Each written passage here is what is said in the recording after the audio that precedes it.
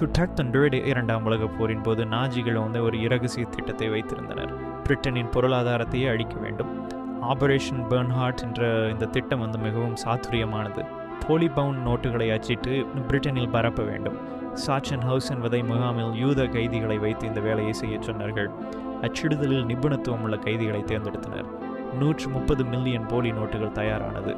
வரலாற்றிலேயே மிக உயர்ந்த தரமான போலி பணம். ஆனால் கைதிகள் ஒரு புத்திசாலித்தனம் செய்தனர். வேண்டுமென்றே சிறு குறைபாடுகளை உள்ளே சேர்த்தனர். தங்கள் உயிரை காப்பாற்றிக் கொள்ளவும் திட்டத்தை நாசமாக்கவும். போர் முடிந்த பிறகுதான் இந்த ரகசிய ஆபரேஷன் வெளியே வந்தது. நாஜிகள் எல்லா ஆதாரங்களையும் அழித்துவிட முயன்றனர்.